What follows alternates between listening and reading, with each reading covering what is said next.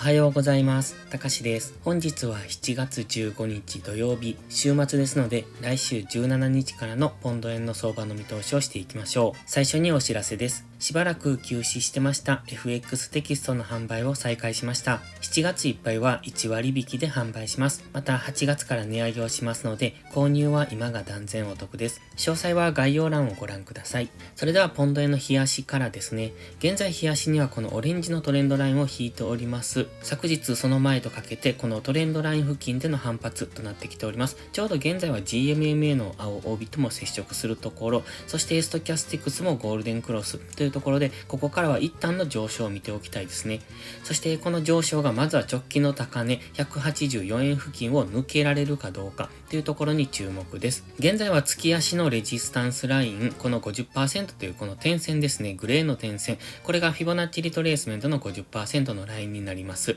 そして月足のラインですので、今はぴったりたまたまここで反応してますが、だいたいこのあたりという、そういう値幅でのレンジになる可能性も考えておきたいですね。直近の最高値を超えたからといって、ここからどんどん上昇していけるのかっていうと、やはり月足のラインっていうのがありますので、それなりに大きく下落はしてくると思います。現在の下落もそうなんですけれども、このあたりでレンジになるのか、それとも一旦上抜けるけれども、もう一度大きく戻されるのか、みたいなそんなイメージも持てますので、現在はまずは直近の高値を目指して上昇していくとは思いますが、そこを超えてもそこからどんどん上がっていくかどうかは懐疑的ですので、まずはこのトレンドラインですね。現在はこのオレンジのトレンドラインでサポートされて上昇しそうになってきてます。で、仮にこの直近の高値を上抜けても次下落してきた時に、このトレンドラインを割ってくるのであれば、大きめの下落になる可能性がありますので、そこは注意です。今はストキャスティクスはゴールデンクロスしてきてますが、マクディがまだ弱いんですよね。ですので週明けもう少し揉み合うのかなと。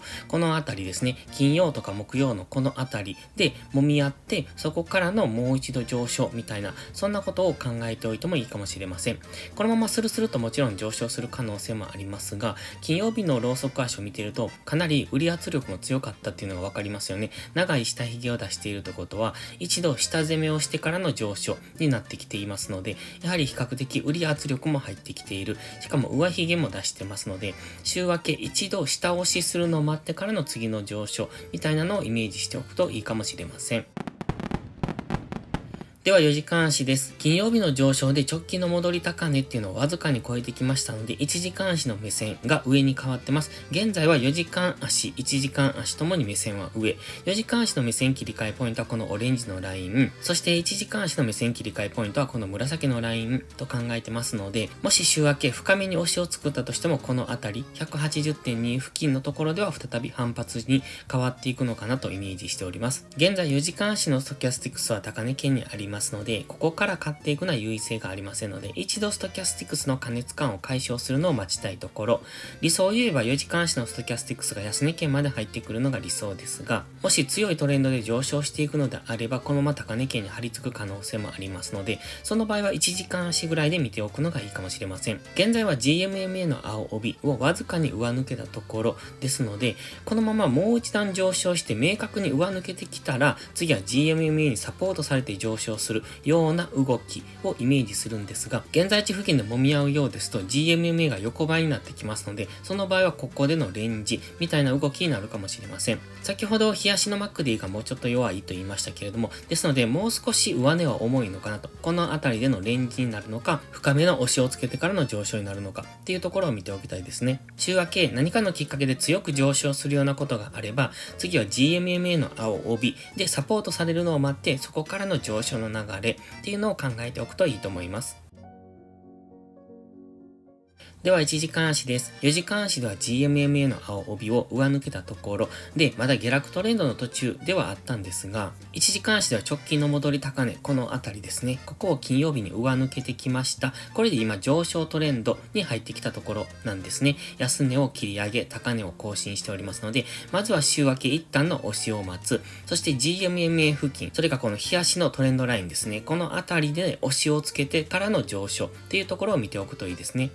先ほど4時間足のストキャスティクスは高値圏、ただ1時間足は今だいぶ過熱感を解消しに来てますので、もう少し下落したところ、次のゴールデンクロスのタイミングを待って、そこからの上昇の流れに乗っていけると、もう一段高っていうところを狙っていけるかもしれません。今は直近の戻り高値も超えてきてますので、この1時間足の目線切り替えポイントを下回るまでは押し目買いで考えておく。ただし、そう考えると結構深めの押しをつける可能性がありますので、180.2 ぐらいまでの下落は見ておいた方がいいと思います。それまでのところで下げ止まるのであれば、そこからの押し目買いで次の上昇を狙っていく。その場合は現在は 61.8% のところでちょうど昨日は止められているんですが、次のターゲットはここ 78.6%、183円付近になってきますので、そのあたりまでの上昇に期待ができます。まずは週明け1時間足や4時間足のストキャスティクスの過熱感を解消して、そこから下げ止まったところからの次の上昇を狙う。そして183円ぐらいまでというところを見ておくと、そこそこの値幅を狙っていけますね。大切なのはしっかり押しを待つということです。現在地付近からもう一段上昇したとしても、次の押しを待つ。もしくは1時間足のストキャスティクスの過熱感が解消したところからの次の上昇を見ておく。みたいにしっかりと待つことが大切です。それでは本日は以上です。この動画がわかりやすいと思ったらいいねとチャンネル登録をお願いします。そして最後にお知らせです。YouTube のメンバーシップではトレードスキルを鍛えるための丁寧な解説動画を毎週更新しています。トレード上達のために欠かせないスキルアップをご希望でしたらメンバーシップをご検討ください。また、環境認識が苦手、安定して勝てないという方はポストプライムでのプライム会員をお勧めしています。プライム会員になれば日々の相場分析で環境認識を鍛え、週末限定動画でスキルアップをする至れり尽くせりの内容です。丁寧でわかりやすい解説には定評をいただいております。少しでも気になる方はお早めの行動がお得です。2週間の無料期間がありますので、迷うなら2週間だけでもお試しください。詳細は概要欄にあります。それでは今週もトレードお疲れ様でした。来週も一緒に頑張っていきましょう。たかしでした。バイバイ。